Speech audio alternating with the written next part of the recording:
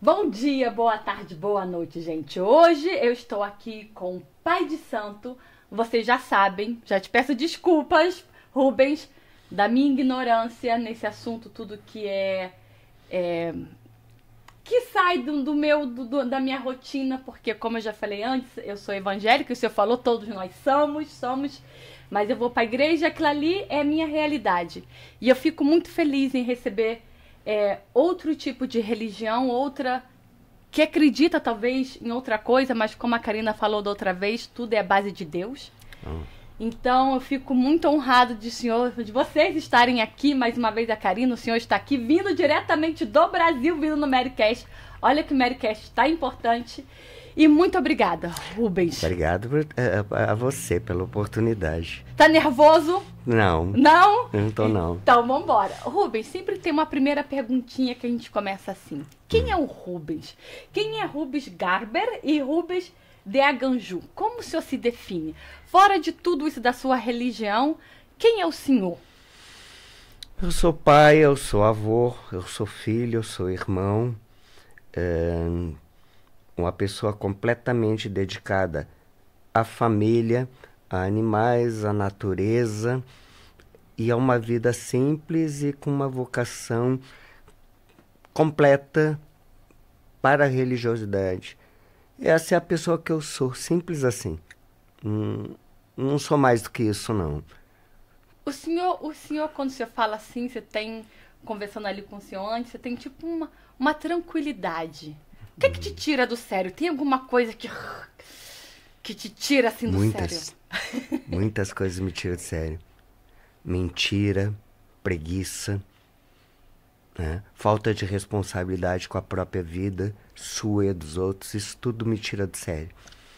Mas como eu sou uma pessoa que eu lido com a vida pessoal dos outros, eu lido com o atendimento, eu procuro ter compreensão até que a pessoa possa entender, chegue no ponto de entender aonde que ela está se sabotando.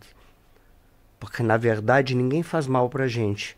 A gente se faz mal. A gente se permite, a gente se sabota, a gente se boicota, não é? E eu consigo perceber quando a pessoa está fazendo isso. Então você tem que ter um pouco de paciência com essa pessoa, porque talvez ela não chegou no momento maduro dela compreender que ela está proporcionando o próprio mal dela. Que é ali que existe o mal. Porque o mundo todo não conspira contra você. Muito antes, pelo contrário, conspira a favor. Você que não sabe aproveitar. Uau! E quando uma pessoa dessa vai, tipo... faltou um compromisso com o senhor, como você falou, de mentira, irresponsabilidade. Ela falou que ia chegar e... Ah, não, desculpa, o senhor sabe que ela está mentindo. Como o senhor lidar com isso? Você vai falar um não para essa pessoa? Ou você, não, essa já não vale mais a pena? Ou você trata isso com o senhor mesmo? É como você falou, você não gosta de injustiça? Não. Deixa eu me acalmar, porque a vida é assim. Eu vou deixar ela no momento dela, até que ela retorne à realidade, porque depois dela tem outra pessoa para me atender. E eu não vou deixar de atender o próximo em detrimento da falha desse aí. Então passo para o próximo. Top! É assim que eu tenho que fazer. E o senhor, como pai de santo, existe uma... Tipo assim, eu sei que na igreja nem todos os pastores estudaram teologia, mas o senhor vem de qual origem que você estava falando? Existe... Qual é a sua... O senhor fala... Ai, esqueci agora. Meu Deus. Religião de Qual é a sua religião, assim? Então, minha família não era religiosa, não praticava religião nenhuma. Eu tenho uma formação espírita kardecista desde criança. Espírita kardecista, ok. E o que é espírita kardecista? Depois você explica pra gente, mas pode Ok. continuando. E recebi chamado da Umbanda desde cedo, desde criança, na verdade, né? Eu já não entendi, claro, muito novo não entendia nada, mas fui encaminhado para as casas de Umbanda e ali eu me achei. Ali eu achei a minha missão, ali achei o meu dom, ali eu achei o que eu queria fazer, no sentido religioso, né? Não esperava que fosse no sentido de vida, porque a religião se tornou minha vida, né? Eu estudei, eu fiz formações, tudo, e jamais consegui exercer, fora a terapia, que eu sou terapeuta holístico, eu não consegui exercer mais nada profissionalmente, porque a religião ela absorve um tempo quase que integral, né? Porque religião você não tem, você vive 24 horas por dia. No caso de um sacerdote como eu, é todo tempo, interligado com as suas entidades, com as pessoas que você atende, e você tem que estar ali. Você tem que ser instrumento de servir. Então, na verdade, você tem muito pouco tempo para pensar em si mesmo. O que, por um lado, pode ser frustrante, mas, por outro lado, é muito positivo. Porque quem não tem tempo de pensar besteira não se estressa, né? E quando a gente vê o outro sorrindo, né? E você fala, uau, ela está bem porque eu estou ajudando. Gratificante. Eu acho que é muito gratificante. Gratificante. Quando você vê o reconhecimento dos filhos santos, dos netos, enfim, dos clientes, ou um reconhecimento público sobre aquilo que você pratica com honestidade, é muito gratificante. Aí a gente pensa assim, poxa, valeu a pena. Valeu a pena eu abrir mão de coisas que talvez seriam passageiras na minha vida, de satisfação pessoal, para me dedicar a isso aqui, que não é para mim, é para os outros, mas ao mesmo tempo é para mim, porque a gratificação, na verdade, é só o que você vai levar depois. Top. Ah. O senhor já teve algum tipo de bullying ou algum tipo de preconceito? Porque no Brasil a gente sabe que existe católico, existe evangélico, existe umbanda, existe macumbeiro também que se fala, existe tantas outras religiões e algum tipo... ele é ubandista, ele é espírita, ele não acredita em Deus, é do demônio. Já sentiu algum tipo de preconceito assim? O estado que eu vivo no Brasil, ele é um dos estados... Qual é a noção que o de fora tem assim, ó? Que o estado mais africanizado que tem é a Bahia. Na verdade, pode ser. Por etnia, por cultura, por tudo. Agora, religiosamente, não existe um estado mais forte que o Rio Grande do Sul. Ok. Então, eu realmente, eu me iniciei nos anos 80, nunca sofri absolutamente preconceito nenhum. Top. Sofri, assim, uma leve discriminação por eu ser branco, de olho verde, entendeu? E uma religião muito ligada aos negros, né? Mas como o Rio Grande do Sul é o estado mais branco do Brasil, né? O predomínio não é de pessoas negras, tranquilo. Então o preconceito que o senhor viveu foi, ele é branco, não deve saber fazer direito. Exatamente isso. Foi isso aí. O que esse branco aí com cara de rosto quer fazendo religião africana, né? Isso eu sofri um pouquinho. Mas aí depois na prática você mostra que se você sabe fazer, o que você respeita, fica tudo bem. Uau. E o senhor falou, né? O senhor, ele lida muito com a pombagira e com Exu. Com Exu. E explica pra gente o que é Exu e depois explica pra gente o que é pombagira. Porque se eu for olhar naquilo que eu sei, é tudo negativo. Desculpa, é tipo assim, dá medo. E é negativo. Agora, por que o negativo tem que ser ruim? O negativo não é ruim. O negativo é necessário, né? Porque se a gente nascesse só com a perfeição, não haveria razão de viver. Ninguém nasce perfeito. Todo mundo tem que enfrentar a sua negatividade, os seus pontos de sombra, os seus pontos de culpa, de pensamentos ruins. O Exu e a pombagira são muito mal julgados por isso, porque eles têm esta infeliz missão de fazer você se enxergar na sua pior parte. Uau. Os seus defeitos. Fazer você enfrentar a pessoa que você é na parte negativa, né? Na sua treva, na sua sombra, para que você consiga melhorar. São entidades especialistas na maldade humana, nos defeitos humanos, nos vícios humanos. Sem Exu não haveria equilíbrio, porque as pessoas achariam livremente que elas podem ser mal sem achar que é mal. E os bons, ou os falsos bons, né? Porque o Exu ele lida com a honestidade da sua consciência. Uau. Nós temos muitas pessoas que se dizem bons cristãos da boca para fora. Mas o pensamento e o sentimento dessas pessoas são terríveis. E o Exu confronta exatamente isso. Porque o Exu não deixa você mentir. Se tem uma coisa que Exu não suporta é a mentira.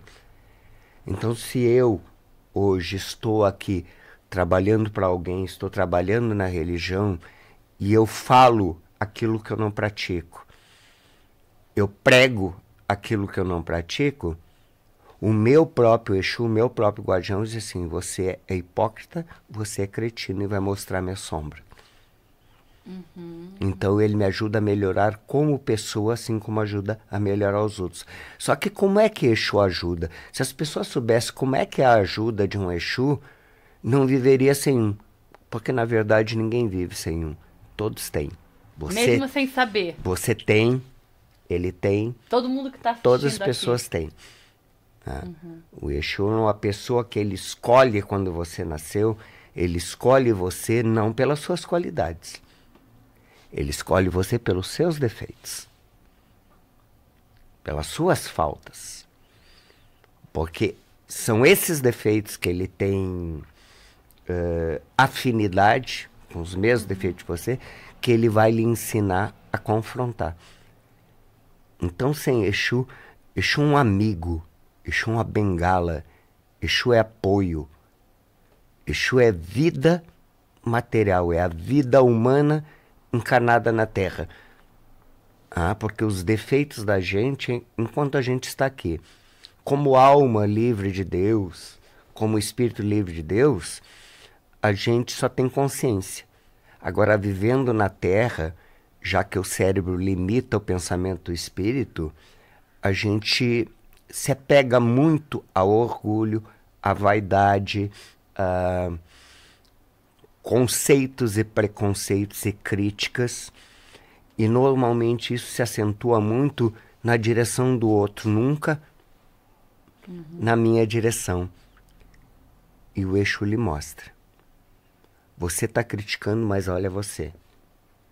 E ele, como ele mostra isso pra gente? Através de quê? Olha que rapidinho, só vou fechar a janela aqui, rapidinho, porque tá ao vivo ali. Mas deixa eu fechar aqui, senão fica entrando barulho. Podia fechar pra ti. E aí, eu sou disléxica, e eu paro de concentrar em vocês e concentro na janela. Peraí. Pode deixando aí gravando.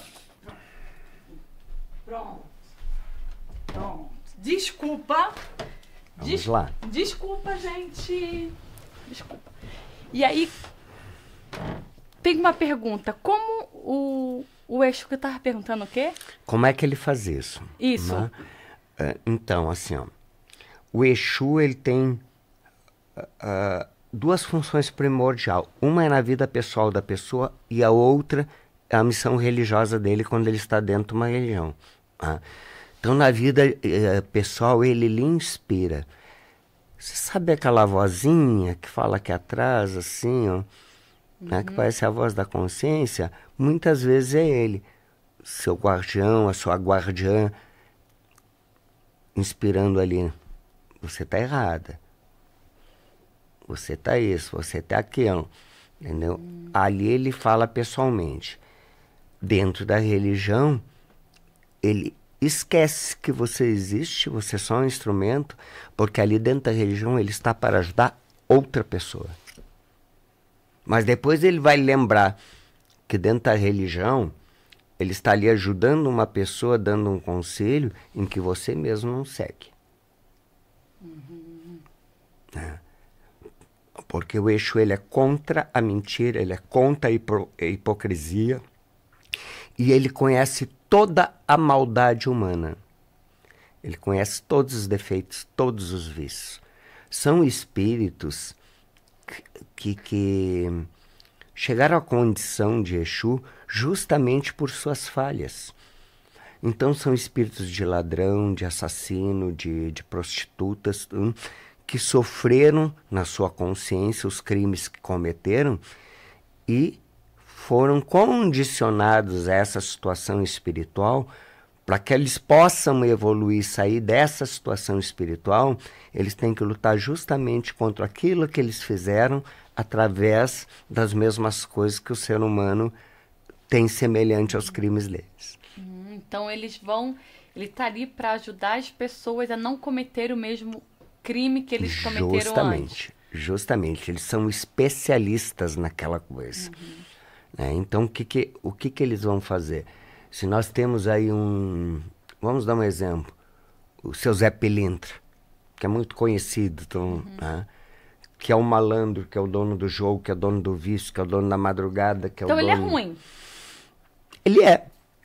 Mas o ruim tem que ser muito ruim?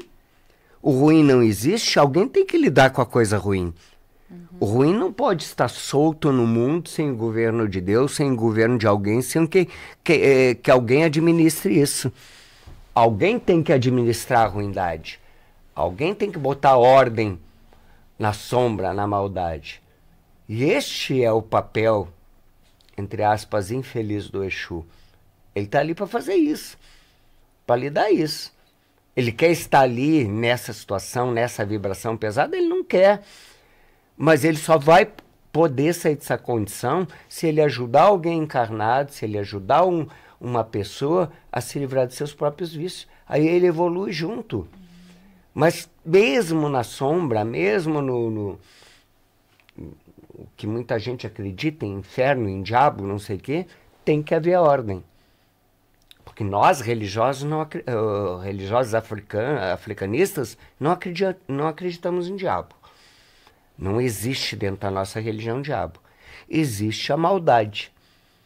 Mas a maldade para nós não é ruim, a gente não encara ela como ruim. A maldade para nós é uma opção. Você escolhe ser ou simplesmente não seja. Todo bom africanista, todo bom umbandista sabe que a maldade existe. O ser ruim é uma escolha. Eu posso querer ser ruim ou escolher não ser.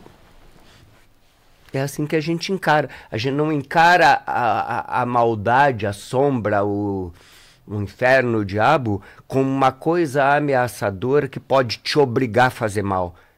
Ninguém pode obrigar a fazer mal. Ninguém pode te obrigar a fazer o mal. Você fazer mal ou fazer bem é uma escolha sua.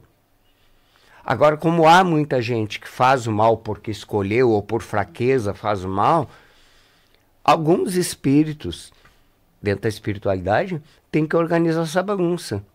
E essa função é do Exu e da Pombagira. Vocês também fazem, tipo assim, eu não sei se podem ir na cadeia para conversar, porque... Pode.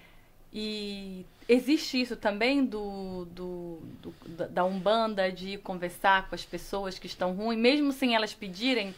Você sabe que o homem, não sei, ele fez uma maldade. E falou assim, não, vou lá tentar conversar com ele para ver se ele sai disso. Ou o querer da pessoa tem que vir? O querer da pessoa tem que vir, porque a Umbanda é diferente de religiões que fazem pregação, entendeu? Elas buscam seguidores, elas buscam pregar a palavra. A Umbanda se reserva dentro dos seus templos com as portas abertas, escancaradas para quem quiser chegar. Mas nós entendemos que a ajuda não vem de mim. Você precisa querer, ter a vontade de se ajudar. E quando você tem essa vontade de se ajudar e bate na minha casa, aí você tem as portas abertas. Mas não adianta eu levar ajuda onde ninguém quer ajuda, não pediu ajuda. Nós não pregamos nada, não buscamos seguidores. A Umbanda é uma religião que ela não precisa de buscar seguidores. Ela se reserva ali e para ali os próprios bons espíritos, bons guias, encaminham as pessoas que estão desesperadas e que procuram de ajuda de todas as maneiras. Quando essas pessoas chegam nas portas da gente, ela pode ser evangélica, ela pode ser católica, ela pode ser branca, preta, ela pode ser trans, ela pode ser gay, ela pode ser hétero, casada ou não, que a gente não julga, a gente abre e ajuda, porque ela veio buscar ajuda. Então a gente tem que prestar ajuda. E essa ajuda sempre vem com muita disciplina, alguns conselhos, e da parte de Exu e Pombagira, com muita acusação. O Exu acusa, ele aponta o dedo. Sabe por que você está assim? Porque você agiu assim, assim, assim. Você é ruim, você é falho. Enquanto você for assim, mesmo que eu lhe ajude agora, você vai cair amanhã ou depois pela mesma coisa. Porque Exu é o espelho da tua consciência, principalmente os teus defeitos. E a Pombagira? A Pombagira é o sagrado feminino. Tudo aquilo que é negativo no sagrado feminino e tudo aquilo que é negativo a respeito de como um homem trata uma mulher está na alçada da Pombagira. Pombagira é uma mulher que sofreu, era uma prostituta, era uma mulher que, enfim, roubou, fez, matou por amor, enfim. Todas essas coisas ligadas ao sentimento feminino. Então hoje o quê? É a protetora das prostitutas, né? Ela é a protetora das mulheres que não sabem amar, porque a maioria das mulheres, infelizmente, hoje amam por carência, não por paixão. Uhum. Aí se deixam apaixonar só por estar com alguém, o que é lamentável, mas nem todas têm força, né? E também tem mulheres opressivas, extremamente ciumentas, possessivas. Isso tudo é da alçada da Pombagira. Ela tem a mesma função do Exu de mostrar o espelho. Olha que tipo de mulher você é. Você se orgulha da mulher que você é ou não se orgulha? Então, a Pombagira faz esse trabalho de autoconhecimento, autovalorização e de corrigir os defeitos do sagrado feminino de cada mulher. Então, a Pombagira, então, é só para mulher? Um homem não, nunca... Não. Não é só para mulher, não. Qual homem que você conhece que sabe e entende o universo feminino? Quase nenhum. Uhum. Então, se um homem vai, ele quer uma mulher, e ele não sabe ler a mulher, ele não sabe ler o sentimento da mulher, ele não sabe ver a grandeza, o universo, mesmo ter nascido de uma, né? Uhum. Mesmo ter nascido de uma. A maioria dos homens não entendem isso. Eles não entendem ter o respeito pelo sentimento feminino, né? Muitos homens entendem que o corpo feminino é o seu lugar de prazer, a sua prazinha, a sua pracinha. Não. E se assim fosse, também é o lugar de prazer dela. E aí? Eu só dou? Eu só recebo? Como é que eu tenho que fazer? E aí é que a Pombagira entra e ensina um homem a entender uma mulher, se ele realmente quer ela, né? Porque a mulher se apaixona pela sensibilidade, a mulher não se apaixona pelo corpo masculino. Ela se apaixona pela sensibilidade, pelo que ela sente a respeito do homem, e não pelo que o homem dá para ela. E a maioria delas não sabe que podem dar a si mesmo coisas semelhantes. Mas é da natureza. Mulher gosta do homem, o homem gosta da mulher, né? Mas a Pombagira, a minha Pombagira, ela fez eu entender como é que sente uma mulher. Como é que uma mulher quer se sentir. Como é que ela quer ser tratada por um homem. E eu, com um homem, eu não tinha a mínima noção disso. Em contrapartida, meu Exu me ensinou, meu guardião me ensinou a masculinidade. E a masculinidade bonita. Aquela que uma mulher vai admirar, que todo mundo vai admirar. Que é o fazer, o agir. É o agir, é o tomar providência, Providência. é o proteger, Cuidar, é o proteger, é o tomar a frente, né? Sem agressividade, porque tem muitos homens que acham que masculinidade é agressão. É agressividade, não é. É protetor. É protetor. O homem, ele é uma presença assim que... ele está à frente da mulher. Não é ele estar à frente da mulher. Ele se coloca à frente. Ele se posiciona à frente. Porque isso é o papel da masculinidade. E a mulher espera que ele faça isso. Porque é bonito. E é o instinto feminino dela. Então, como é que eu entendo essas coisas? Né? Eu sou viúvo. Exu e Pombagira me ensinaram isso. Para você ver como Exu e Pombagira é importante na vida emocional, física e amorosa da gente. Exu, o melhor amigo que a pessoa pode ter, a Pombagira, o melhor amigo que a gente pode ter. Agora, essa questão toda para desmistificar a maldade, Exu faz mal. Faça você decidir. Como eu disse, o mal é uma escolha, ele não é um ser personificado. Não tem nenhum demônio de garfo e guampa lá, nenhum satanás forçando você a fazer mal. Se você não tem o mal na sua consciência, não existe força poderosa nesse mundo que lhe faça fazer mal. Nem diabo, nem possessão, nem Exu, nem coisa nenhuma. Ninguém lhe força a fazer o mal. São as suas fraquezas emocionais, sua fraqueza de consciência, que proporciona que você faça mal aos outros e a si mesmo. Uhum. É muito fácil botar a culpa em Exu. É muito fácil botar a culpa na Pombagira. A pessoa está se prostituindo porque está com uma pombagira encostada. Foi uma das perguntas. Isso é injusto. Isso é injusto. Tem que pensar o seguinte. Primeiro, sexo só existe por uma compleição física. É preciso ter carne. É preciso ter corpo para fazer sexo. A pombagira não tem mais. Por que mesmo que a pombagira ganharia em fazer você ser promíscua? Nada. Isso é uma decisão sua. Agora, culpar a pombagira por isso, culpar o Exu porque você deseja que o outro morra, é muito cômodo. Ou culpar o diabo, coitado do diabo, ele é culpado por tudo. O que não é de Deus é do diabo, né? Uhum. Mas quem é os verdadeiros diabos? Senão a minha consciência, o meu caráter.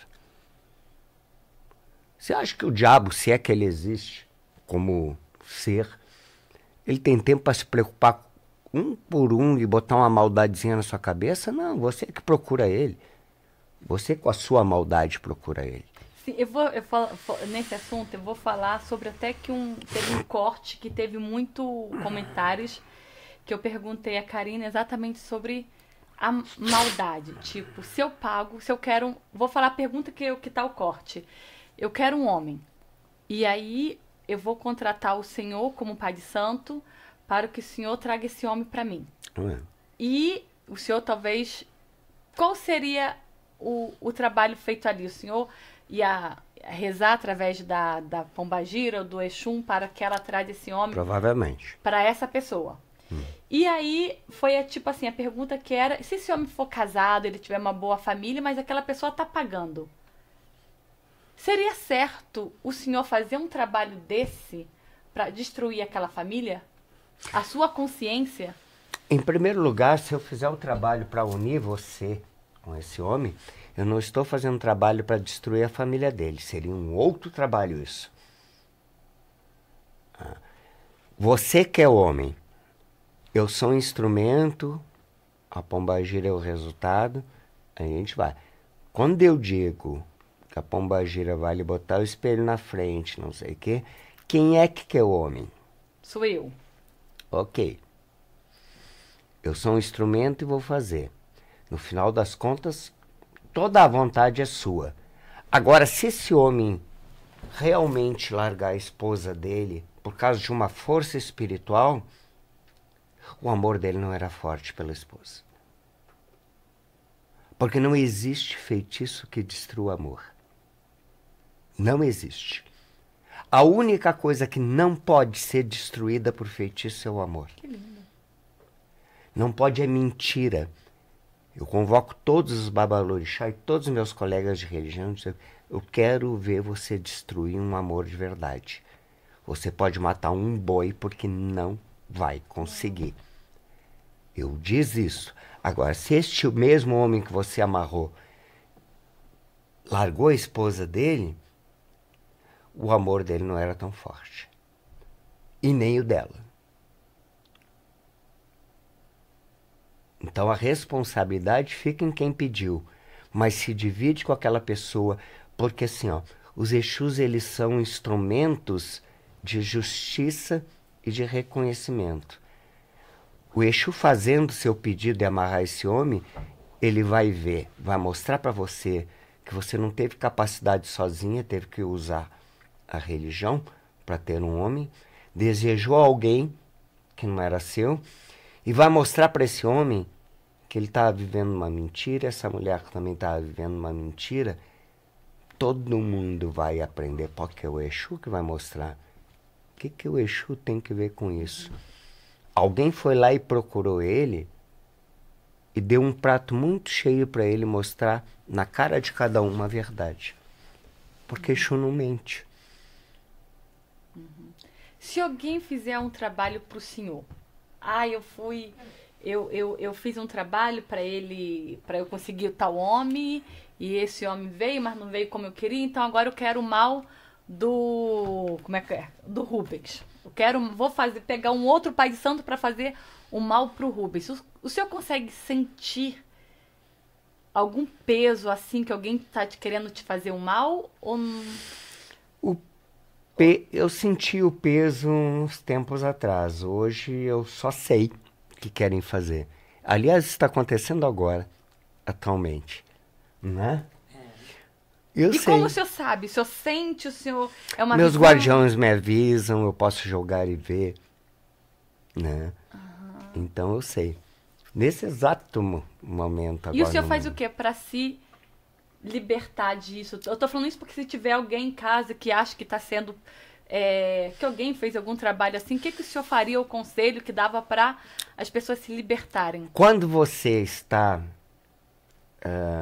deprimido, ansioso, você procura uma psicóloga. Quando você tem dor, você procura um médico. Quando você tem problema espiritual, procure um especialista, procure um pastor, procure um padre, procure um pai de santo, procure trabalhar seu lado espiritual e se livrar daquilo que você sozinha não consegue, porque não entende, sente que está ali. Então procure quem entenda para tratar desse assunto. No meu caso em particular, eu não faço absolutamente nada a meu favor para tirar esse tipo de coisa. Eu simplesmente fico trabalhando porque pior do que eu, tem 10 ali esperando para eu atender.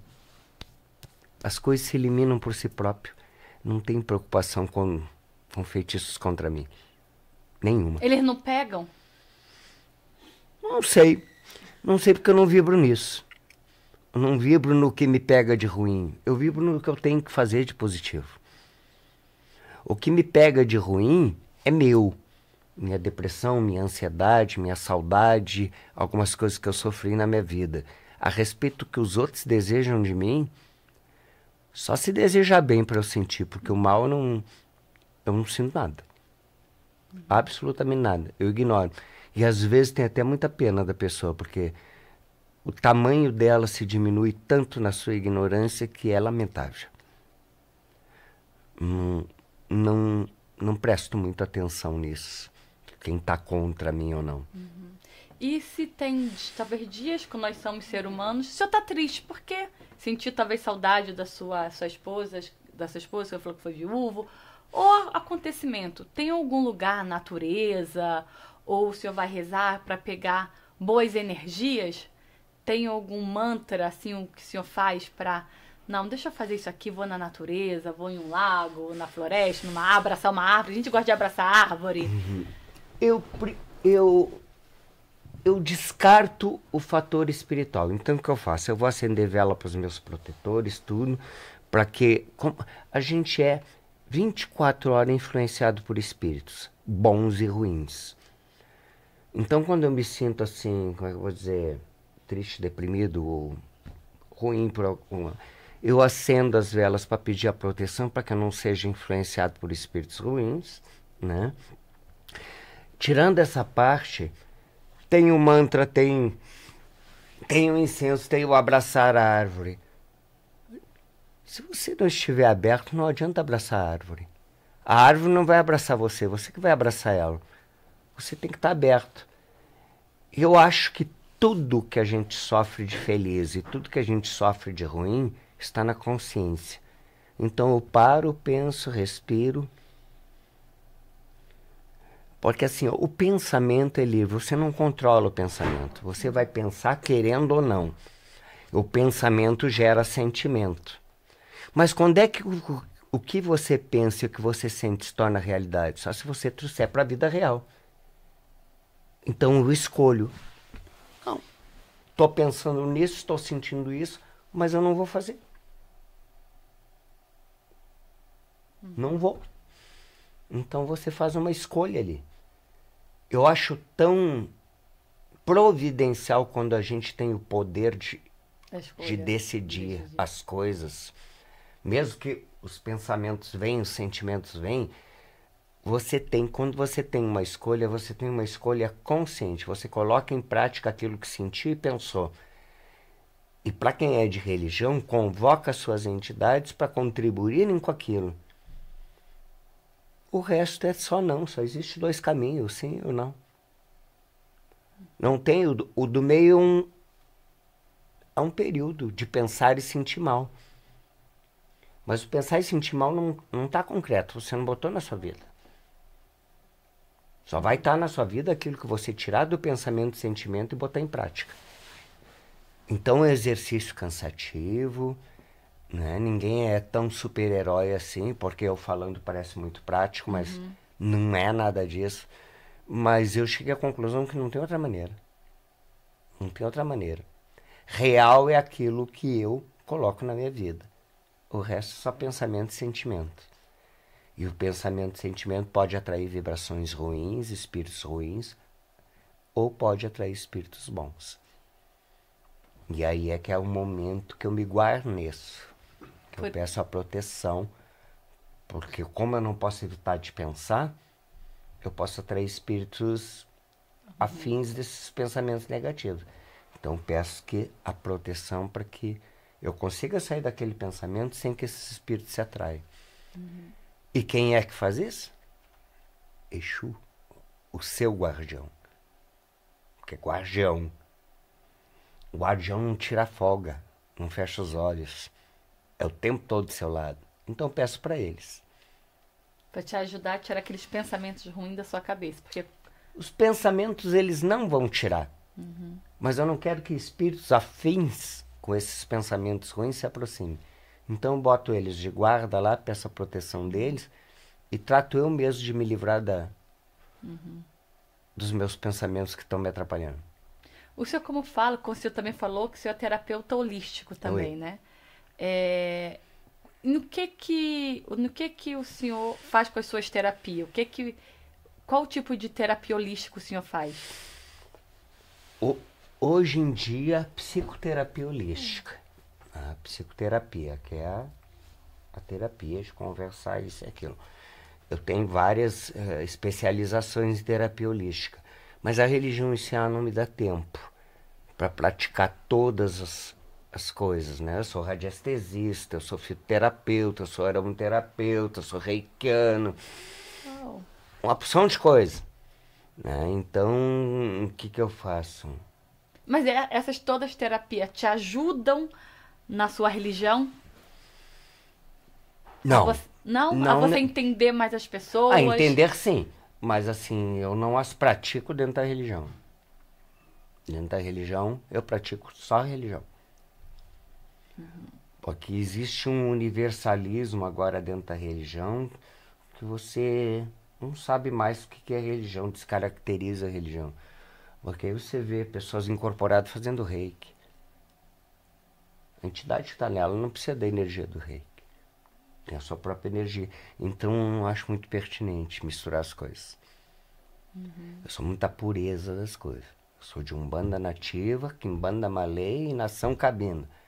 Então a Nação Cabinda, que é a parte dos orixás, eu pratico como ela é e como meus ancestrais me ensinaram e me dotaram de axé. A Umbanda nativa é Umbanda nativa, não vou misturar esotérica, nada disso. E a Quimbanda Malay, quem guia é o meu guardião, Tranca-Rua das Almas. Então o que ele diz, a maneira que ele faz e a maneira que vai ser feita, porque a gente precisa da tradição e do enraizamento da ancestralidade para se firmar dentro de uma história religiosa. Você não pode simplesmente inventar uma tradição. Em religião não se inventa nada, tudo se herda. Porque essa ancestralidade é que nos dá força. Os próprios guardiões são ancestrais, mas quem veio antes de mim na religião, meu pai de santo, meu avô de santo, meus padrinhos todos falecidos, é que firmam a minha história. Então eu preciso seguir uma tradição ancestral. A maneira como foi feito é a maneira como eu vou fazer Karina, é a maneira como eu vou fazer João, Helder, não é? Karina vai fazer Helder no mesmo molde em que ela está sendo feita. Para quê? Para que ele possa herdar essa ancestralidade, que no meu caso tem mais de 300 anos. Uau! E vai continuar agora sendo da Karina que vai por Helder, e aí vai... E vai aí, vai aí. O senhor me falou no começo que... Não, acho que foi a Karina que me falou do podcast dela. Quem não assistiu pode estar assistindo, assistir aí da Karina. É uma, tipo, continuidade que todo mundo tem Exu. Todo mundo. Mas a Umbanda, como diz a Karina, se não me engano, é uma religião no Brasil. Ela é brasileira. Como ela é conhecida como Umbanda, sim. Ela foi codificada no Brasil no século XX por Zélio de Moraes. Já existia antes com outros nomes, com outras práticas, né?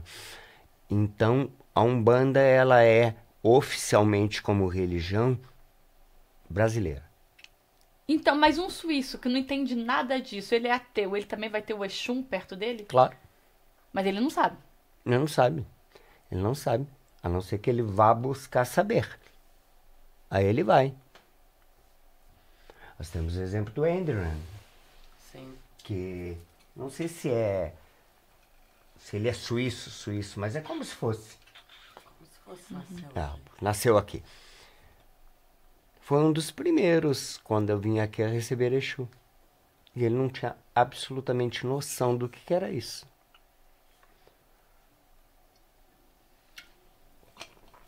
Então, as entidades ligadas a você são independentes do culto que você vá. Já vi muito pastor com Exu do lado. Seu Exu do lado. Eu já tive um padre que incorporou dentro da minha terreira. Então, e a Umbanda tem isso de bom. Ela não quer que você largue a sua religião. Se você foi lá, você foi por um motivo. Então vamos tratar desse motivo. Depois você pode voltar para sua igreja, não tem problema. Ninguém quer que você entre para a nossa religião. Aliás, muito antes, pelo contrário. Só entra na nossa religião quem manifesta a legítima vontade de entrar. E nem todo mundo consegue, porque é uma religião um pouco difícil. Ela exige bastante estudo, bastante conhecimento, bastante dedicação. Quando você fala bastante estudo, tem livros da Umbanda, tem livros? Não, tem milhares de livros, mas a Umbanda, como é que eu vou dizer? A Umbanda é um edifício sem síndico. Existem 23 vertentes de Umbanda diferentes no Brasil. Então, assim, o melhor que você pode fazer quando entrar na Umbanda é estudar a vertente da sua casa, aprender dentro da sua casa de religião. A Umbanda não é uma religião codificada em livro, como o católico tem a Bíblia, o outro tem o Alcorão, o outro tem a Torá, a Braga Agitado, dos indianos, que ali está o código de como tem que se seguir moralmente. A Umbanda não tem isso. E nem pretende ter. Nem pretende ter, porque a Umbanda entende que o teu código moral, o teu código de conduta de vida, ele não está escrito. Ele depende da sua consciência. A sua consciência que vai lhe ditar o que é certo e o que é errado. Então a gente não vai escrever como é que você tem que se comportar. Você tem regras para cumprir dentro da casa de religião. E ali você aprende a doutrina da casa.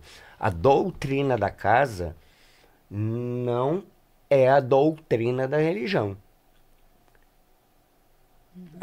Não vai corresponder a toda a doutrina da religião.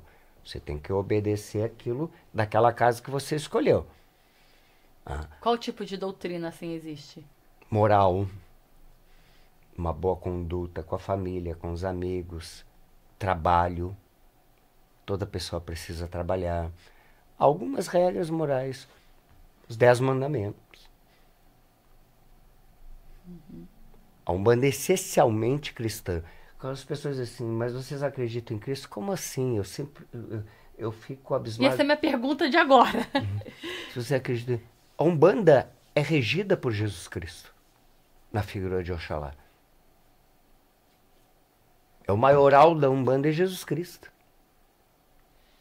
Toda a base cristã está ali. Toda a base cristã. A caridade, o amor ao próximo, o respeito, tudo que Jesus ensinou. Para mim, um bandista, Jesus é meu melhor amigo. Eu não enxergo ele como Deus, ele é o Filho de Deus. Eu enxergo ele como um irmão mais velho, como uma pessoa que me quer muito bem, que me ama e que quer meu bem. Eu recorro a Jesus sempre que eu posso. Então vamos embora. Se colocar entre Jesus e Exum, quando você procura Jesus e quando o senhor procura Exum? Quando eu acho que as minhas dificuldades são tão mundanas, tão pequenas, eu não vou a Jesus. Não vou a Jesus. Eu vou ao Exu. Porque o Exu, ele está encarregado dessas pequenas mazelas do ser humano, assim, que são, na verdade, egoístas, né? Essas coisas de, ciúme, inveja, mal-estar, não sei o quê. Jesus é um ser tão iluminado que eu acho que ele não deve se incomodar com esse tipo de coisa. Recorrer a Jesus quando eu tenho saudade da minha mãe que faleceu, eu vou recorrer a Jesus quando eu estou preocupado com a minha alma, alguma coisa assim. Maior, não é? E sempre pedindo a permissão dele para tudo. Porque inclusive Exu pede permissão para Jesus para trabalhar. Nós não abrimos um trabalho de Exu sem a permissão de Zambi, que é Jesus Cristo, que é o Pai maior, que é o nosso irmão maior. A gente tem uma maneira cristã de ser diferente de todos os outros cristãos, mas somos cristãos. Somos cristãos. Né? O evangélico é diferente do católico. Exatamente. Mas todos adoram Jesus. Nós também adoramos Jesus. Muito. Eu tenho um carinho especialíssimo por ele. Vocês cantam também? Sim. Cantamos inclusive para Jesus. Tem pontos que falam em Jesus. E aí você vai lá ouvir um ponto de Exu, vai falar em outras entidades lá. Tudo existe. Mas por que tudo tem que ser necessariamente bom? Por que tudo tem que ser necessariamente mal? Se no meio do bem e do mal está você.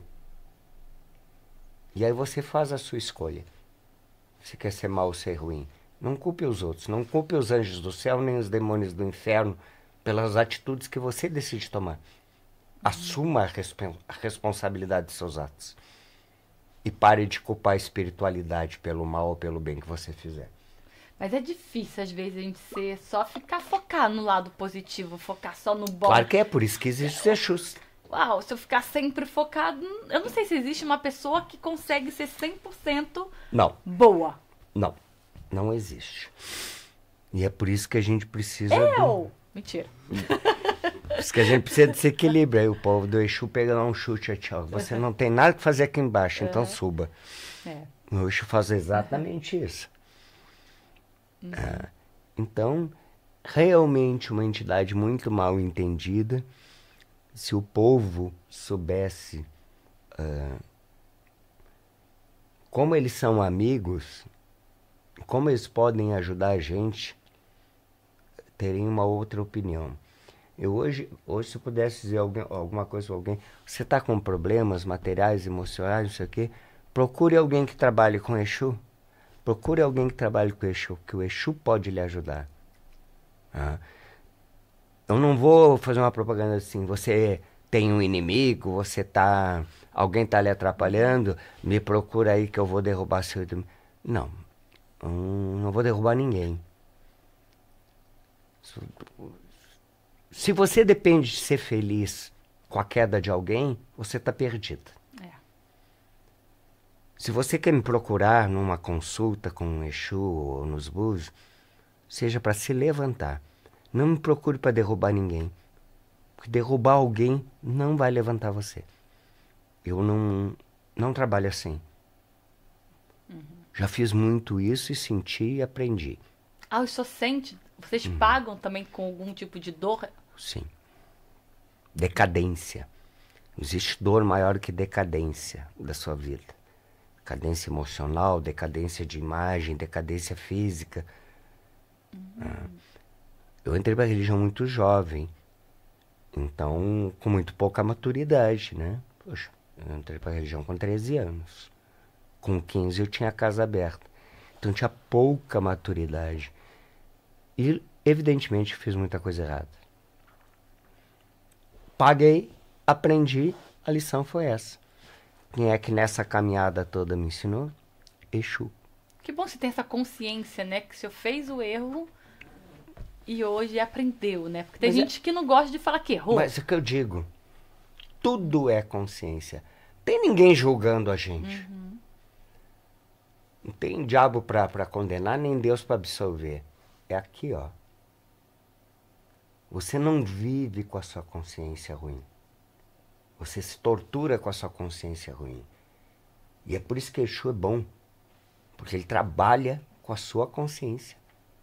Ele vai faxinar a sua consciência. Ele vai fazer limpeza.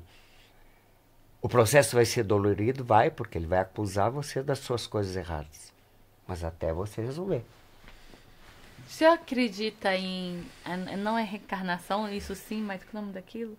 Karma. Sim. Não haveria justiça divina se não houvesse karma. Porque a gente vai arrecadando vibratoriamente todas as consequências dos nossos atos que a gente comete com os outros. E a justiça divina faz com que o universo, faz com que você, numa próxima vida, se aproxime das mesmas pessoas, mesmo sem reconhecê-las, para pagar essas dívidas.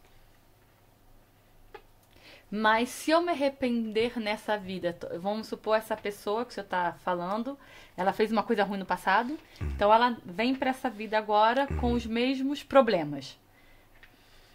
Só que ela vem com uma consciência talvez um pouquinho mais elevada e fala, não quero ser assim, chega. Ela consegue mudar ou ainda vai ter que pagar por tudo que ela fez lá na outra vida? Arrependimento não repara o dano. Arrepender sinceramente é louvável. Mas você não é absolvida. Você não se absolve porque se arrependeu. Você precisa ainda reparar o erro. Porque você se arrepender não curou o que você fez na outra pessoa. Então você precisa curar. Você precisa compensar o mal feito junto com o arrependimento. Porque senão seria muito fácil. Mas eu também acho às vezes muito cruel. Vamos supor que a Mary do passado, que eu não conheço, não sei quem é, fez uma maldade. E eu venho aqui agora, eu tenho que curar essa maldade, só que eu nem sei o que pode ser, ou sei que sim, ou sei que não, mas ela me dói tanto. Não tem nenhuma maneira que eu possa me livrar dessa maldade que eu fiz nessa vida? Sim. Fazendo bondade. Fazendo caridade. A quem quer que apareça. Os atos se compensam também. Você não precisa exatamente lembrar do que fez de errado. Qual é a regra? Faça para o outro exatamente o que você gostaria que fizesse para você. Com essa regrinha, não tem como errar. A oportunidade tiver para ajudar, ajude. Mas ajude sem julgar se a pessoa merece ou não, porque quem é você para julgar se a pessoa merece ou não? Como é que a gente pode julgar o merecimento de uma pessoa? É possível? A pessoa comete muito erro, não merece, mas é justamente aí que ela merece. Se ela estivesse certa e correta, ela não precisava de ajuda. É bem lógico, né? Para que ela precisaria da minha ajuda se eu estivesse correta e honesta? É o errado que precisa da minha ajuda. É o que está não acertando, vamos dizer assim. Mas, tipo assim, então existe um tipo de karma, deixa eu tentar aqui tudo entender na minha cabeça. Hereditário. Existe também, meu pai fez, minha mãe fez e eu tô pagando também? Não. Isso não existe? É sempre individual.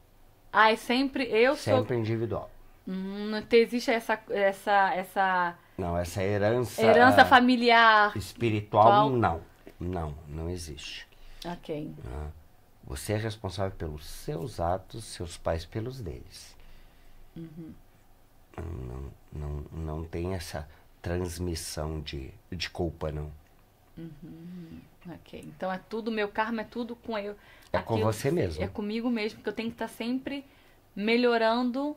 Até ser um... Enquanto a sua consciência disser que falta um pouco, você faz mais coisas boas. Até que você consiga olhar para você mesmo e dizer assim, eu tô bem, não tem nada que eu possa me acusar. Aí você tá bem. É simples assim.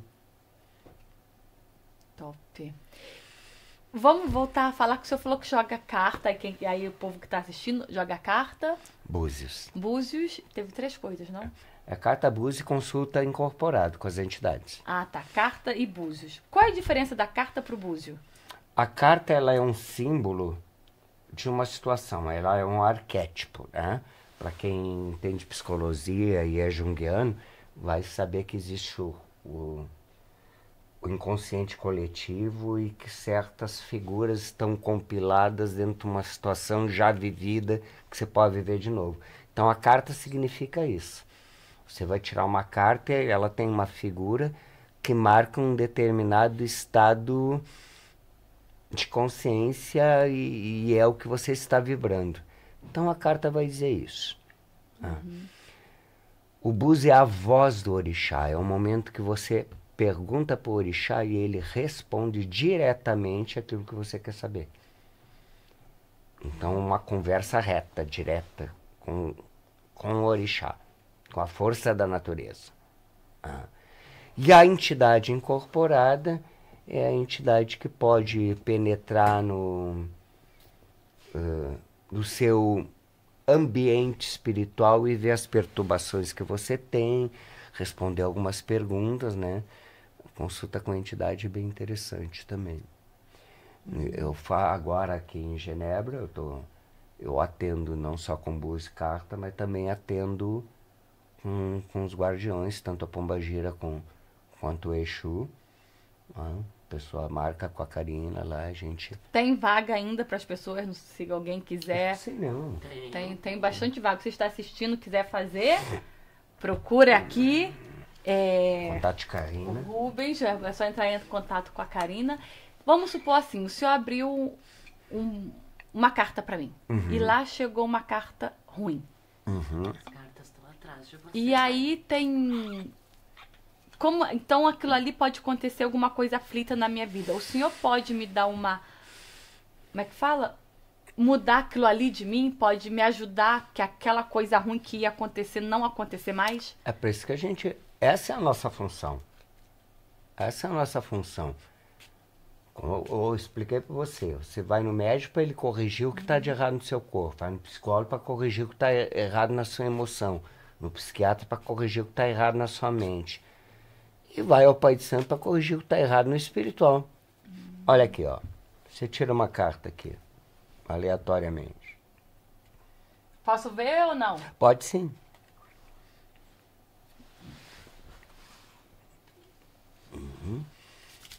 Aqui, a carta da raposa, ela significa que todo seu sucesso material está ligado à sua esperteza, à sua jogada de saber como fazer as coisas. É aquele lance, sim, de saber fazer o dinheiro. Não tô sabendo muito, não. Então precisa de mais esperteza. Tem alguma coisa que está faltando. Na minha esperteza. É, você tem que ainda se dar conta de um detalhezinho ou outro, porque o resto... Né? Então é isso que a carta significa. Uma carta... Pode tirar uma carta do amor aí, não? Pode sim. Não. Vamos lá.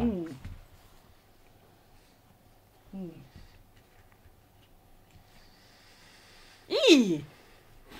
Tem coração. As estrelas... essa carta das estrelas. As estrelas é êxito. Em todo sentido e sem contestação. Então... só dá certo. Só dá certo. Amém. E assim que as cartas funcionam. Diferente dos búzios, porque eu vou fazer uma chamada dos orixás e eu vou falar com... eu vou falar com Ogum, eu vou falar com Yansan, eu vou falar com Oxum e vou perguntar e ela vai dizer. Mas aí a voz do orixá já falando pela configuração do búzio, né? E a entidade não. Você vai estar na minha frente, não vai ser mais eu, vai ter um espírito incorporado em mim falando com você. E quanto tempo demora essa ciência? Mais ou menos 1 hora? Normalmente é isso, mas é relativo.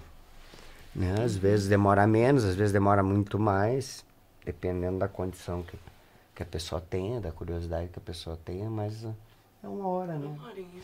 E se eu estava conversando ali comigo antes que talvez vai fazer um grupo para ajudar as pessoas a tirarem carta, né? Sim. Um cursinho. E esse curso pode ser online. A pessoa pode estar aqui na Suíça, pode estar no Brasil. Que o senhor vai ajudar as pessoas a... Pode, tranquilamente. Porque a pessoa quer ter o seu baralhinho ali, se orientar dia a dia. E tem que estudar muito, tem que estudar cada carta, né? Depende da técnica. Se você começar pelo baralho mais simples, que é esse aqui, que são 36 cartas, rapidinho você domina.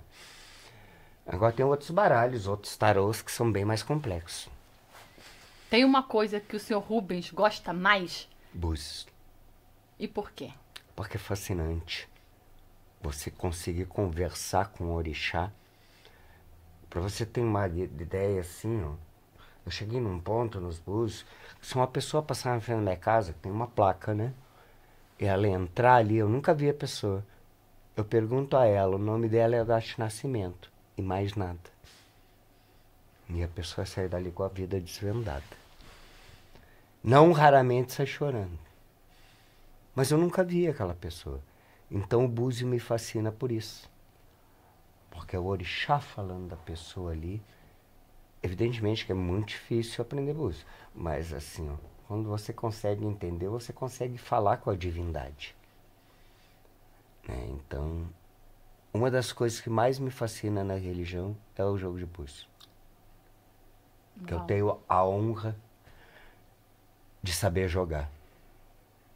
Isso aí é um dom ou a pessoa pode aprender também? Não é dom, não. É aprendizado. Aprendizado é axé. Tem que receber a autorização, o axé, a visão para jogar.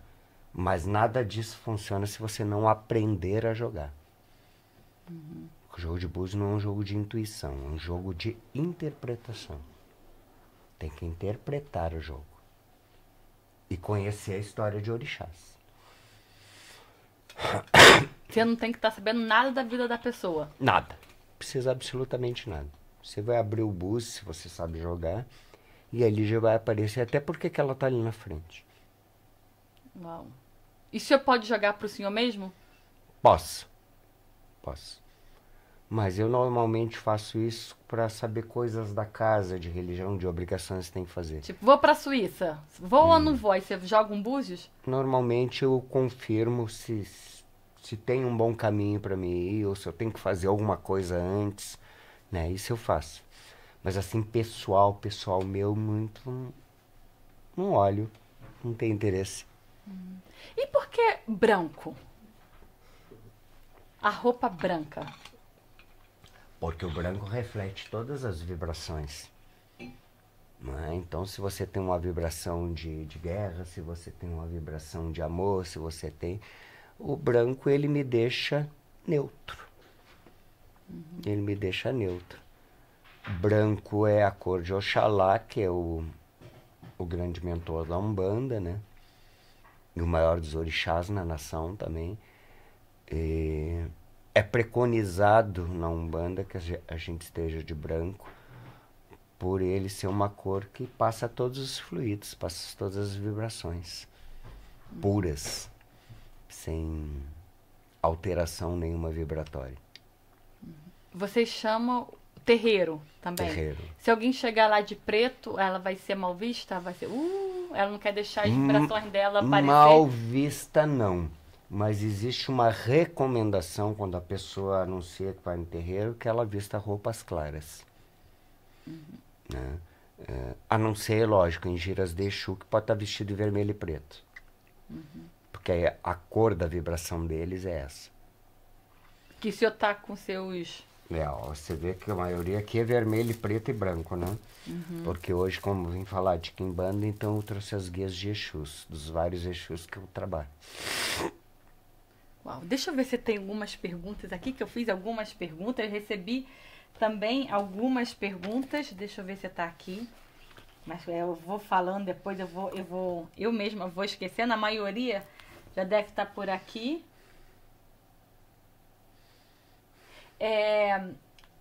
A Pombagira e o Oxum, elas se completam de alguma maneira, os dois? Trabalham na vibração do amor.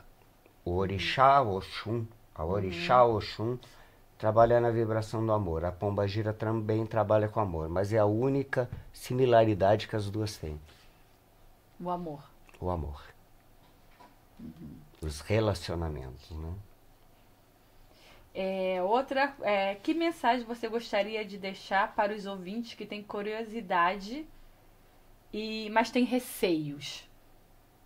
Tem medo, talvez? Se você quer lidar com Exu, se você quer conhecer Exu, a primeira coisa que você tem que vencer é o receio. Vai lá, vai conhecer. Você não vai perder o receio sem conhecer. Conheça Exu, conheça a Pombagira, para que o seu receio vá lá embaixo. Com o receio você nunca vai conseguir chegar na frente deles. É quase a mesma, como o culto, como o Oxum se manifesta no terreiro. Exu.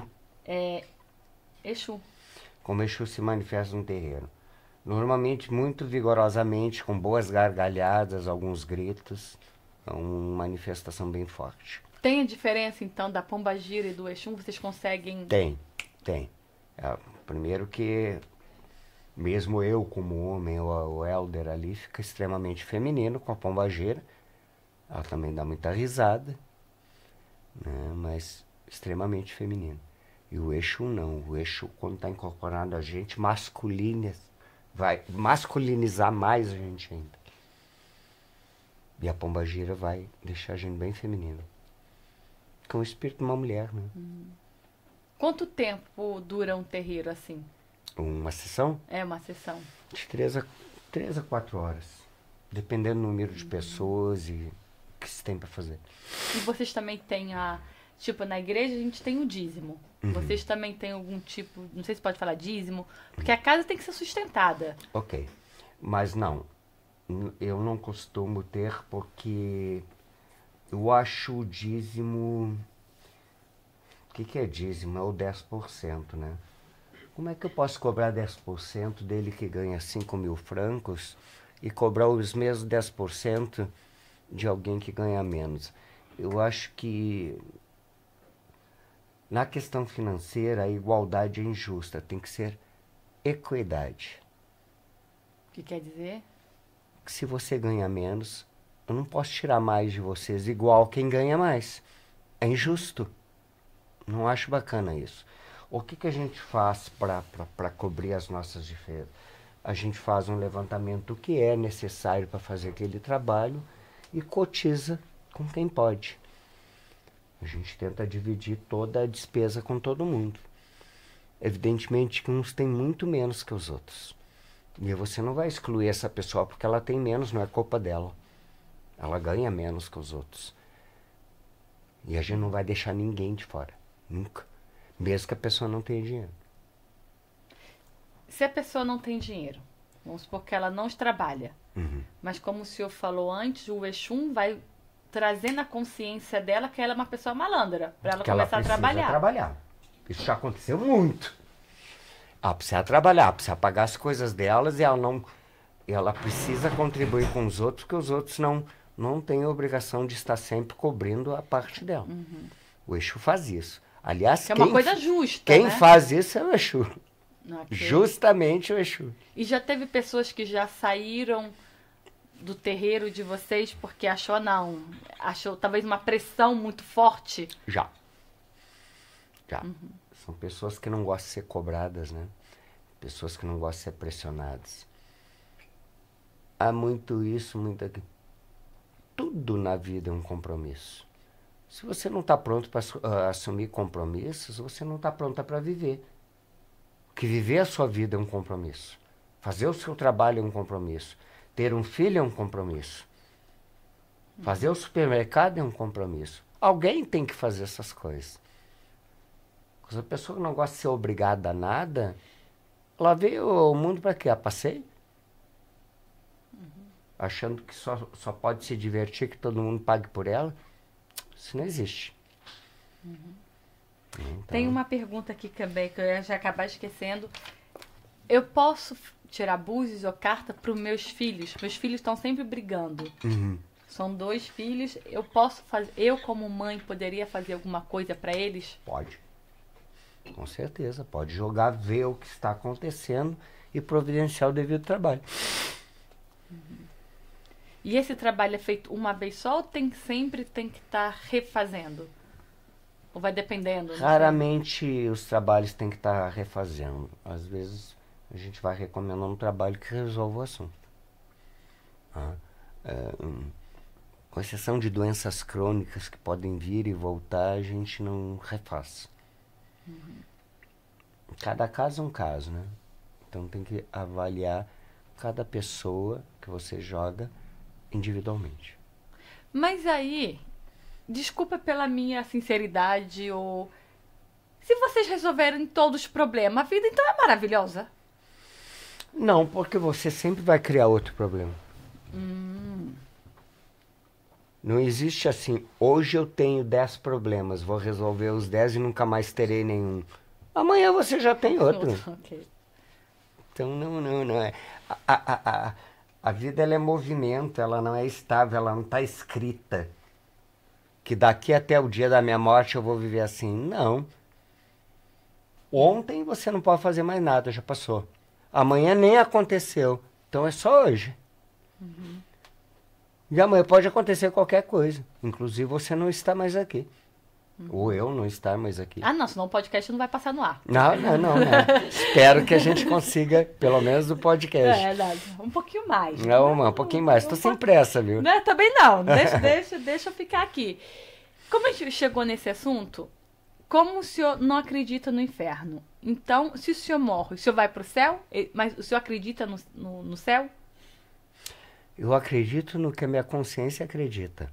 Um bom estado de espírito é o que eu vou viver. Ou um mau estado de espírito que eu vou viver. Para mim não existe um lugar circunscrito de penúria e nem de glórias eternas lá, ficar de arpinha, nada disso. Eu acho tão infantil isso. Entendeu? Eu acredito em reencarnação, eu acredito na vida após a morte, eu acredito que os meus parentes, os meus familiares falecidos, eu vou reencontrá-los, mas é um estado de espírito, um estado de consciência tranquila. Isso é o paraíso. Um estado de consciência culposa é o inferno. Esse é o único inferno que eu acredito e o único paraíso que eu acredito. O seu próximo eu do futuro, quando o senhor morrer, se eu nascer, o que ele ia ter que aprender? Já que o senhor já está uma alma bastante evoluída. Aí já é um pontinho de luz? Não reencarna mais? Não. Eu vou ter que reencarnar de novo. Para aprender o quê? Tudo. Eu acho que tudo que eu sei é um grãozinho de areia. Tem muito mais. Eu quero só ter a oportunidade de aprender mais. Eu acho que tudo que eu sei, quanto mais eu sei, menos eu... O senhor sabe. É estranho, menos eu me sinto. Diante da infinidade de coisas que existe para aprender. Eu acho que é, sinceramente. Eu podia ter servido mais, podia. Eu tenho que servir mais. Eu tenho que valorizar menos os meus sofrimentos. Não é? Eu sou uma pessoa que... Ontem, por exemplo, eu perdi um animal de estimação. Já fiquei muito mal. Não consigo superar as coisas assim. Né? Então, tem muito que aprender. E vamos voltar assim. Então, para eu entender, se eu perder um animal, já perdeu sua esposa, isso tá doendo. É uma coisa que o senhor talvez tenha que aprender com mais facilidade. Lidar com a morte. É lidar com a morte. Com a morte dos outros. Quer dizer, então, que talvez na sua próxima vida, você pode perder um filho, pode perder... Para você aprender a soltar mais isso, porque se Deus tirou, é porque Ele quis que... É verdade.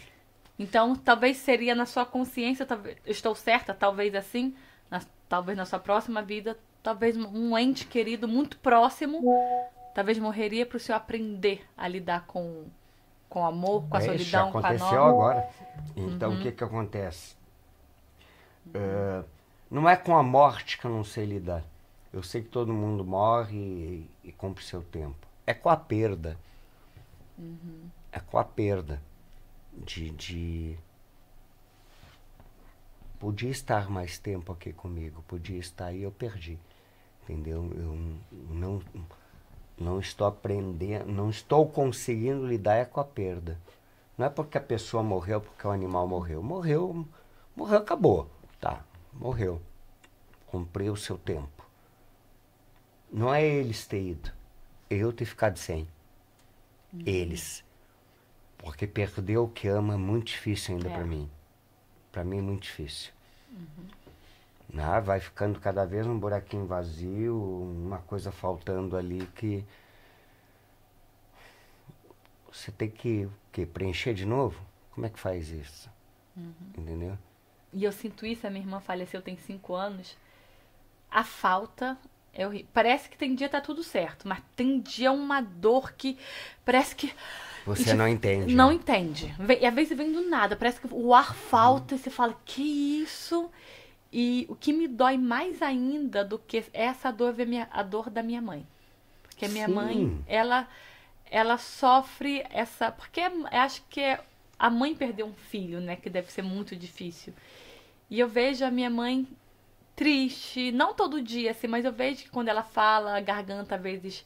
tremece, aquela saudade, né? Dor, porque ela sabe que ela está bem, ou imagina, mas a saudade, isso também me entristece muito. Agora, por exemplo, estou melhor, mas assim, pouco tempo atrás, né, Karina? Ano passado, eu não conseguia falar no assunto, que a voz embargava e os olhos já começavam a expulsar água. Eu simplesmente não conseguia falar no assunto. Agora, um pouco mais... convencido, vamos dizer assim, né? Mas a impressão que eu tenho é que a dor nunca na vida vai passar. Nunca vou esquecer. Só vou ter que aprender a lidar com isso. né? Lidar com essa dor, com essa perda. E lidar com a dor é uma coisa bem difícil. Mas que vai lapidando, a gente vai tornando mais forte, né? Que aí você já passou pelo trauma. Se acontecer de novo, você já passou por aquele trauma, você já tem uma experiência de como é isso. Enfim. Todo mundo tem essas mazelas aí, né? E aí que entra muito a fé, que entra muito a religiosidade da gente para ajudar.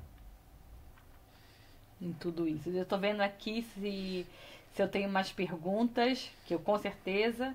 Isso aqui eu já fui. Quais são os maiores equívocos que as pessoas têm sobre a entidade? Achar que a entidade é um balcão de comércio. Achar que você vai lá, vai pagar um tanto pro Pai de Santo, que o Exu vai destruir seu inimigo, ou que eu vou tirar o homem de... Isso é um engano. Isso não acontece. E se algum Pai de Santo aceita esse tipo de coisa, ele é um falcatrua, ele é um charlatão. Não, a entidade não se presta a trocar favores por dinheiro. Então esse é o maior equívoco que tem. Você não procura... A maioria das pessoas são de outra religião, só procuram, entre aspas, a macumba para ir lá negociar alguma coisa. Eu quero tal coisa, vou pagar, eu vou ter. Não faça isso, respeite nossa religião. E os pais santos, as pessoas de religião, respeitem a religião, não façam esse tipo de negócio. Todo axé é pago? Todo axé é pago. Mas o axé tem que ser válido, por motivo válido. E não você achar que você pode me pagar para matar alguém. Se você pode me pagar para matar alguém, pague um assassino profissional, mas deixe minha religião em paz. Não é? Então, esse é o grande equívoco. Então o senhor também, como pai de santo, como vários pastores também pagam essa, como é que fala? Essa consequência de ter pai de santo e como pastores ou como padre também, falcatrua. Falcatrua é o nome da palavra? Falcatrua é meu. E aí vocês, às vezes a religião é mal vista porque aquelas pessoas que estão fazendo coisas, talvez pelo dinheiro. Eu lamento quando eu olho no Instagram algumas coisas, aquelas criaturas todas que se dizem pai de santo, trabalhando pela vaidade, por luxo, por publicidade, por isso. Porque não que a publicidade seja ruim, entendeu? Mas quando você nota que é só pela vaidade delas, entendeu? Perde o sentido, perde o objetivo da coisa. Você tem que ter um fundo espiritual dentro daquilo que você faz. Esse pastor é capaz de fazer uma oração e ajudar realmente uma pessoa, ele tem essa sinceridade no coração dele. Eu posso acender uma vela, fazer uma defumação, um banho e realmente te ajudar. A gente tem que ser essa sinceridade. Porque no momento em que eu precisar para mim, com que cara que eu vou pedir para quem? Eu vou me ajoelhar no mesmo altar em que eu fiz besteira para pedir ajuda para mim? Então pensa bem no que você está... Aí os outros pegam e vão denegrindo a imagem da gente.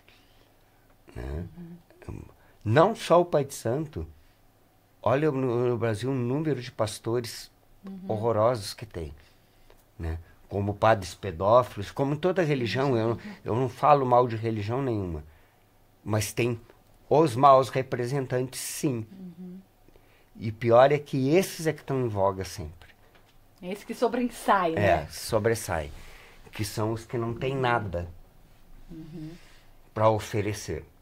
Só para tirar. Essa aqui eu já perguntei, como lidar com o preconceito que existe contra essa entidade, mesmo entre pessoas da mesma religião. Da mesma religião. Então, é isso que eu disse assim, ó. O preconceito está... você tem que primeiro conhecer a entidade. O que é o preconceito? É um conceito preconcebido.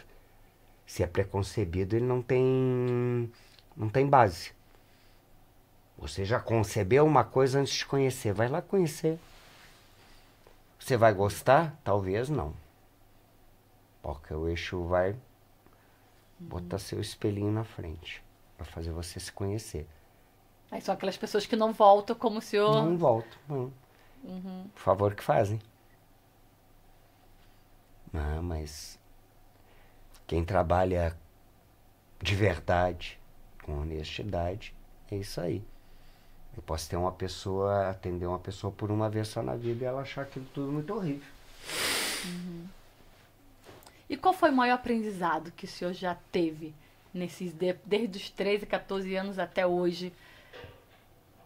Com o Exu? É. Justamente, o Exu me fez conhecer os meus defeitos, os meus erros, fazer eu pensar neles, me botou em confronto com as minhas dificuldades, e com isso eu fui me tornando mais forte, conseguindo me enfrentar. Porque eu nunca enfrentei nada mais forte na minha vida do que eu mesmo. Vencer os outros era até relativamente fácil. Vencer a mim era um inferno. E isso Exu me ensinou durante toda a vida. A de assumir os meus erros, me conciliar com meus erros, enquanto eu não conseguir vencer meus erros, meus vícios, que eu não negue eles, assuma eles e em frente, e aos poucos tentar me livrar. A maior lição que Exu me ensinou foi essa, e a pombagira foi o amor próprio. Você oferece... O que é amor próprio para o senhor? No sentido físico, que foi o que a pombagira me ensinou, esse é seu corpo, essa é sua idade, esse é o seu sorriso. Você precisa olhar para você e gostar de você para que os outros olhem e gostem. Isso ela me ensinou. E amor próprio no sentido geral, assim, respeito por você mesmo. Não se boicotar, não se sabotar, ser honesto entre aquilo que você diz e aquilo que você faz. Você não pode dizer uma coisa e fazer outra. Isso é falta de honestidade própria. Então, isso é amor próprio. Porque ao contrário de amor próprio, é falta de respeito. E se você não se respeita, ninguém haverá de te respeitar. Verdade. Agora eu vou te perguntar uma coisa, já deve estar quase para 1h30, 2 horas, por aí, nem sei quanto tempo. Você também. Mas o senhor falou para mim que tinha 2 filhas. Eu tenho uma filha. É uma filha? E 2 netas. Há 2 netas. O que o senhor mais aprendeu com a sua filha? Porque às vezes eu não tenho filha, mas eu tenho minha sobrinha e ela me ensina uma coisa quase todo dia. Tanta vez tapa na cara assim. Que eu aprendi com a minha filha? É. Que eu sou um péssimo pai. Porque eu sou caçula, fui o primeiro a ter filho e não soube dar carinho. Você não recebeu carinho também, Não. quando era pequeno? Então, essa é uma coisa que eu levo até hoje, ela leva também. E para Mas suas netas, você já consegue dar carinho? o tanto que a minha filha oferece elas para mim, porque mora distante eu não vejo muito, mas já é uma relação bem diferente. Né? Mas hoje eu não tenho vergonha de dizer isso, que eu não fui um pai carinhoso. Não tenho vergonha, não. Eu estou buscando a oportunidade, talvez ainda dê. Passei. Isso é tão lindo, né? Porque traz consciência pra gente. O senhor não recebeu, e como o senhor não recebeu, como eu Não vou dar uma sabia. coisa que eu não sei o que é? Eu realmente não sabia. Para mim, ser pai era proteger, pagar as coisas. Simplesmente isso. Não sabia. Eu não tenho irmão mais novo. Então, para mim era muito difícil. Eu tinha 24 anos. E já conhecia minha filha com 1 ano e meio. Antes eu não a conhecia. Então foi uma situação sui generis. Foi diferente das situações normais, né? Eu conheci a minha filha na sexta e na segunda-feira eu assumi a paternidade dela no cartório. Só isso. Mas você tinha certeza que era sua filha? Não. E nunca quis ter. Para mim não me interessa. No momento em que eu a concebi como filha, é filha. Para mim não é importante isso. Teste DNA, nada dessas coisas. Eu quis ela e pronto. Foi bem assim. O senhor talvez não tenha dado o carinho que talvez que o senhor acha que não deu, mas o senhor deu um nome. Deu uma família, Deu uma família. uma avó, avós, tios maravilhosos que ela tem. Ela saiu de dentro da minha casa com maior idade, casada.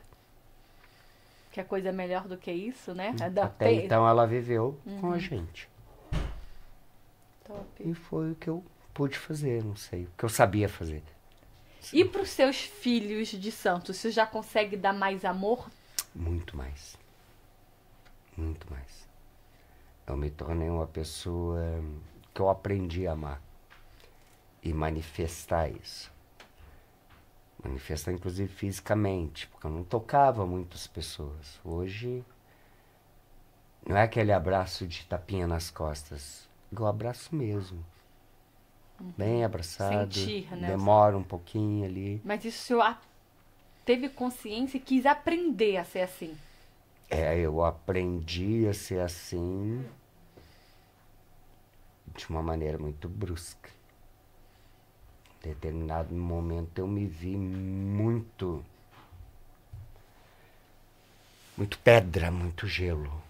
Com as pessoas tudo manifestando um carinho por mim. Quando alguém me abraçava, uns anos atrás, eu ficava parado. Não fazia nada. E aí depois eu tive uma catarse, né? Um determinado ritual aí, eu tive uma catarse e eu vi todas essas coisas. E ali eu comecei a deixar a minha parte mais carinhosa se manifestar. Que vem a pombagira, talvez? Vem a pombagira, vem o Exu.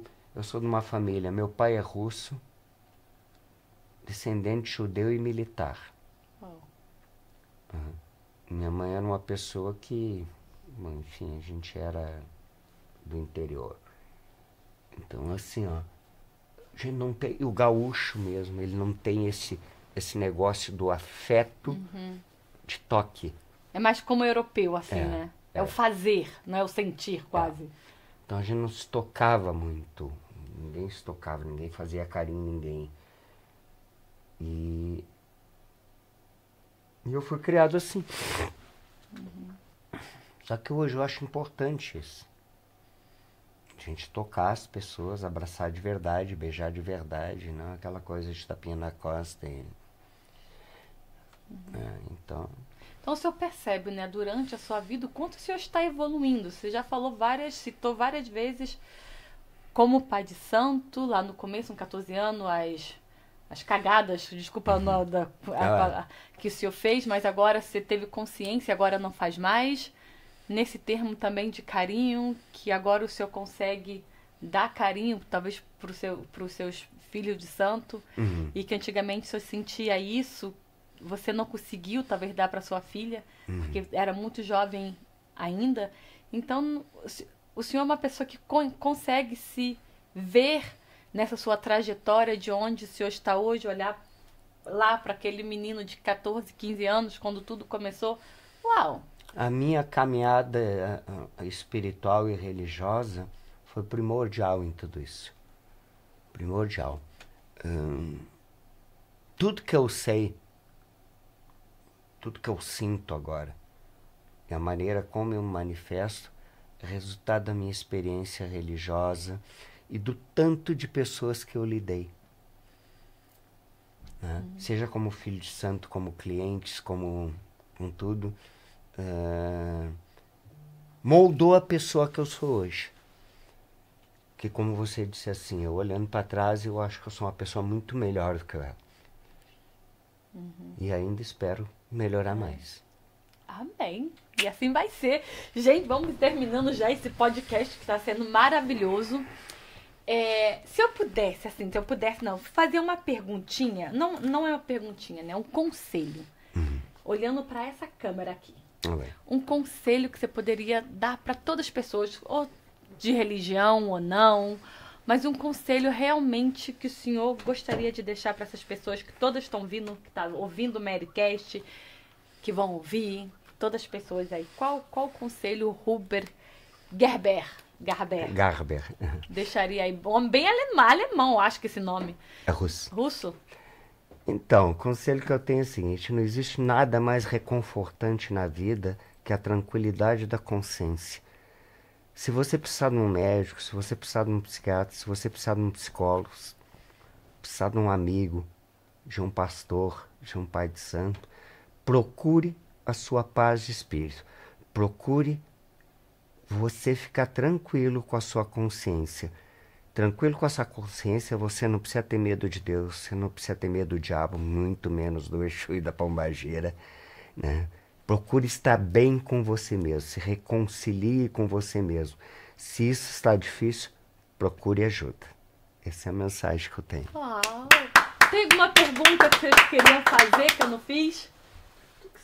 Paz, faz a pergunta. Eu tenho uma pergunta pro senhor. O senhor falou que Exu, ele mostra o espelho pra gente, né? Exu e Pombagira. Mas eles também são nossos guardiões contra os outros, não?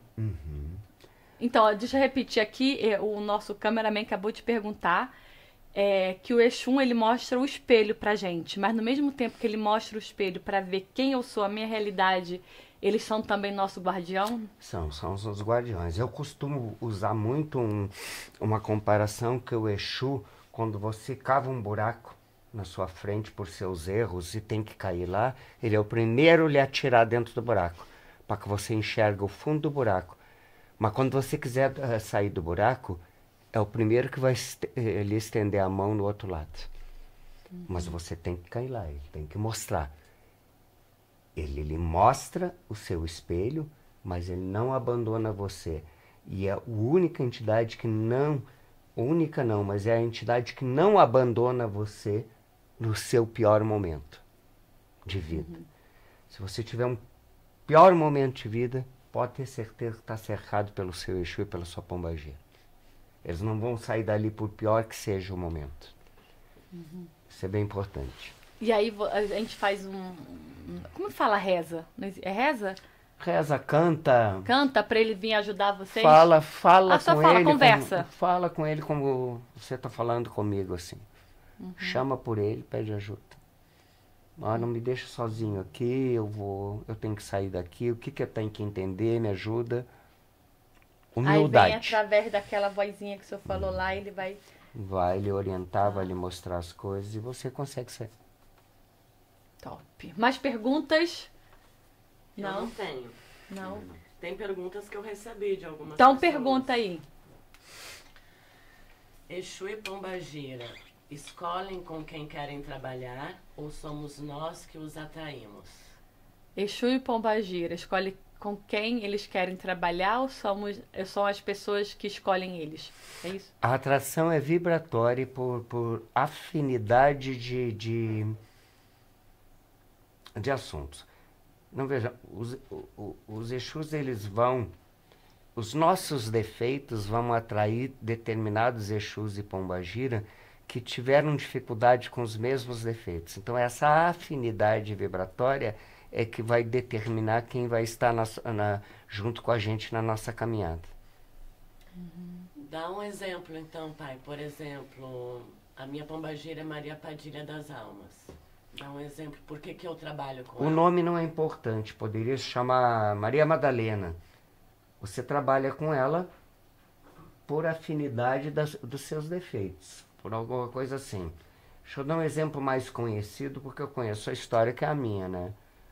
Eu era um menino de, 14 anos, perdido. Eu passava as noites na rua caminhando e, enfim, voltado a drogas, bebida, isso e aquilo. Até que o das almas, o meu guardião, me achou no meio da rua perdido. Como ele teve uma caminhada muito ligada a isso, né? Ele achou por me acompanhar por essa afinidade. E ali é que começou a nossa história juntos, né? Muito antes de começar a história, a jornada dele na religião. Foi por afinidade pessoal. Foi afinidade. Né? E essa afinidade não era as minhas virtudes. O Exu se une à pessoa pelos defeitos, não pelas virtudes. Foi respondido? Top. Mais alguma? Gente, Não, eram essas duas só. que podcast maravilhoso, cheio de ensinamento, de amor. E eu fico muito, muito grata realmente de vocês terem vindo aqui. Eu sempre falei que eu frequento a igreja, eu vou na igreja e eu acho tão lindo a gente poder conversar e entender a religião do outro, mas com amor, não com crítica. Ah, porque você é isso, ah, porque você é aquilo.